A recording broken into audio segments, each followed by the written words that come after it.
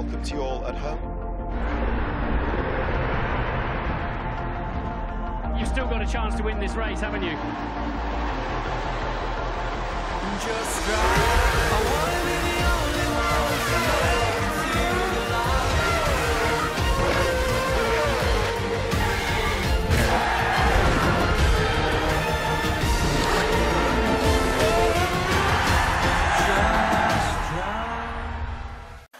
Hey guys, Harrison back at once again with a brand new video for you, and welcome to episode 12, I think it is now, of Dre TV, where I'm not actually going to be talking some Formula 1 for a change. As you can see, clearly isn't Formula 1 2014, it might be Formula 1 2024 going how the way the sport's going these days. But I've got some Forza Motorsport 5 gameplay for you here. Sadly, I've not got an Xbox One in just yet. I had to borrow this gameplay from a good friend of mine, and that was Tom Stanley. You may know him as the F1 Racing Mad on YouTube.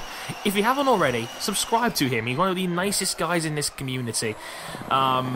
Just a lovely bloke, and the mic you're listening to this video from, he actually gave me, because he's such a nice guy. So, if you haven't already, subscribe to him and tell him I sent you. The link will be in the description below. So thanks for that in advance. But yeah, I'm going to be talking a little bit about Formula E this time around, and I'm absolutely loving this series, and why the hell aren't all of you guys watching this shit? For those guys that didn't see it, we had round 4 of the championship this past weekend in Argentina, Buenos Aires. Another winding, very fast-paced street circuit on this one, very short lap, only about a minute 10 a lap, and it was ridiculous. I'm going to give you a quick review real quick. It was Antonio Felix da Costa who won. You might remember him as the GP2 driver who was very unfortunate to miss out on getting a Formula 1 seat a couple of years ago, and missed out to some guy called Daniil Kvyat. You may have heard of him. He's now driving for Red Bull, apparently. But he's one of the many former Formula 1 drivers in Formula E, and he won after a absolutely carnage-filled race where we had mechanical failures from Karun Chandhok. Sebastian Buemi drove over the bollard on the final chicane. He broke his car in the process. He was leading the race and was on course for a Grand Slam after qualifying from pole and leading every single lap. Until then, you had Lucas Di Grassi, who's been leading the championship again, former F1 driver. He had a suspension failure on his car. Nick Heinfeld was leading for a while, but then Heinfeld didn't have his pit limiter turned on, making a rookie mistake. And so he had to take a drive-through penalty. So Da Costa was the big winner and ended up winning in the end. Nicolas Prost was in second place. Remember him from his earlier incidents in the season. And Nelson Piquet Jr. very quietly snuck up the field to take third. It was carnage further behind. We had a lot of contact. John-Eric Verne's car was low on power, so he had to do some desperate contact-based defending, hitting guys left and right and whatnot, and that didn't go down particularly well. Daniel Abt absolutely torpedoed Jaime Alguersuari's car in the penultimate turn, and he took himself out, and we had another what do you call it, Matthew Brabham moment in Uruguay, where he's just like that Mika Hakkinen 1999 scene where he's just head in his hands, side of the track was looking dejected kind of moments. Like, if you haven't seen Argentina yet, go watch it. Like, the whole season is on YouTube for free. Like, Formula E doesn't care about copyright, and that's awesome, because, like, normally under the FIA, any sign of Formula 1 footage a lot of the time, especially newer stuff, gets taken down like that. Like, it's hit with a banhammer very quickly, and they're very strict on this. Even though apparently there's an official Formula 1 YouTube channel apparently in the works, which is going to be great news for us, the fans, and there's a lot of potential in that kind of project. But Formula E don't really care. Like, they like the fact that people are uploading the videos in full, and they're enjoying it, and they're very loose on copyright because I think they want to get as many eyes on the series as possible. And I think that's the right attitude to have for a new up and coming series. And this season so far has been unreal. It's like, anyone who's watched Formula E, there is no way in hell can you call it boring. Like, the engines actually sound pretty nice. The cars, I think, look great. The liveries are great. On top of that, I think the way the series has gone about handling itself, I think has been superb. They have a great social media footprint. The teams are very fan-friendly. They talk to the fans. There's a lot of contests and giveaways, and You know, they're very social media savvy, and they're great. They really are genuinely fantastic. Like the Amlin Aguri team, I think in particular, stand out in that regard. I think they're absolutely fantastic, and my favourite team in Formula E because they are just so fan-friendly. Them, Mahindra, the Andretti team, they're all fantastic. They're really, they get it. They really get it, and they get what they're trying to do.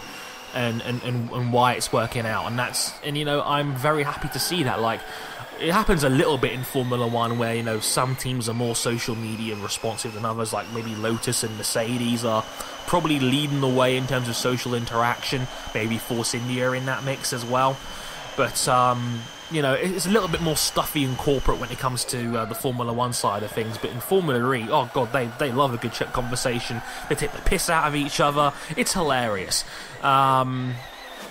You know, it has also already talked that there could be 5 different engine producers next year for next year's series, which is just tremendous news. I mean, it's like people want to be a part of the series, and that's great to hear. Like, how could you not love that? You know, a series that people are actually getting behind. The fans. I mean, there's definitely a growing fan base and following here. Apparently, the TV ratings on ITV4 for this race was as high as the opening round in Beijing.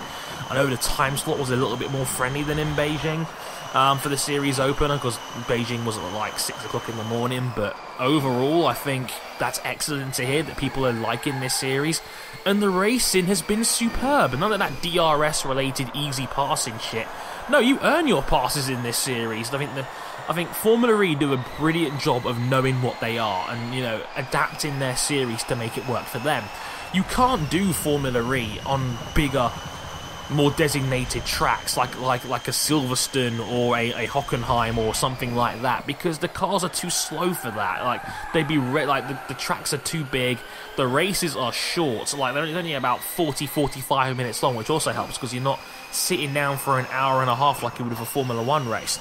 They're short, they're punchy, you know, there's a lot of really great action in there. The field is a very good field of drivers. Like, if you have to put together a field of guys who aren't involved in Formula 1, you couldn't really do much better than what you've got here. Like, I think, you know, you've got Karen Chandhok, who was solid in Formula 1. You had Lucas Di Grassi, Antonio Felix da Costa. You've got a true blue-chip talent now in John-Eric Verne. We've had Marco Andretti, we've had Stefan Sarazan, we've had Salvador Duran involved. Well, we had Catherine Legg involved. You know, a good mix of old drivers, younger drivers, experienced names, new up-and-coming stars. I mean, Sam Bird is very popular over here. Jaime Alguersuari, you know, is still only 24 years old and is still doing a brilliant job out there. You know, it's exciting, and you know, the races have been excellent this year. Like, so captivating to watch. I mean, in Beijing, you had the incredible last lap crash, which is, you know, just exactly what the series needed when it comes to drawing fans in. You had that crazy Nicholas Prost defensive maneuver that took out Nick Heidfeld. So you had an automatic, like, landmark moment for the series in its opening round as Di Grassi stole the opening win. Sam Bird, so we got a British winner in round 2 in Malaysia, and there was a lot of action during that race as well. And Daniel Apps trying to win with a severely weakened car, you know, because of the battery life of his car, so that was intriguing as well. But Sam Bird was dominant, but you had good action up and down the field. Uruguay, the track was very, very sharp and twisty. The drivers were on edge, you know, the cars were power sliding an awful lot. A lot of torque in these Formula E cars, you see. We had, you know, Matty Brabham going over the sausage curbs. You had 4 safety cars. You had Da Costa's failure. You had Sam Bird riding the sausage curbs into oblivion. You had Buemi desperately defending from John-Eric Verne, you know, and the ongoing story of Heidfeld and, you know, how he just can't catch a break this series. And we had arguably the best race of the season in Argentina just now, which I think will be hard to top for any Grand Prix this year. In any form of motorsport, like, that will hold its own against anything. It was an absolutely ridiculous race, and like I said, the whole thing's on YouTube, so go find it. It's well worth an hour of your time. So yeah, I'm really excited for this series, and I think on just about every level so far, it's delivered in leaps and bounds more than what it could have done. I mean, I know a lot of people were cynical about this series when the first race happened and how they didn't like it, but I think a lot of people have come round. I think I think there's a lot of potential in this series, and I think it's starting to show that now, because I think they're putting the pieces together to a really great series. I love what Formula E has done. I'm enjoying it more than most Formula 1 races this season. Like, it's 4 for 4 when it comes to pretty good races. Like, that kind of hit rate is ridiculous, and I know not every Formula 1 race is going to be a winner by any stretch, but I am seriously enjoying the series, and I hope you guys are as well. Let me know what you guys think of Formula E so far. I'd love to hear your thoughts and where you think the series is going and whatnot, and you know, I'm curious to hear what you guys think of the series so far. If you've been watching, if you haven't been watching, let me know. I'd love to hear.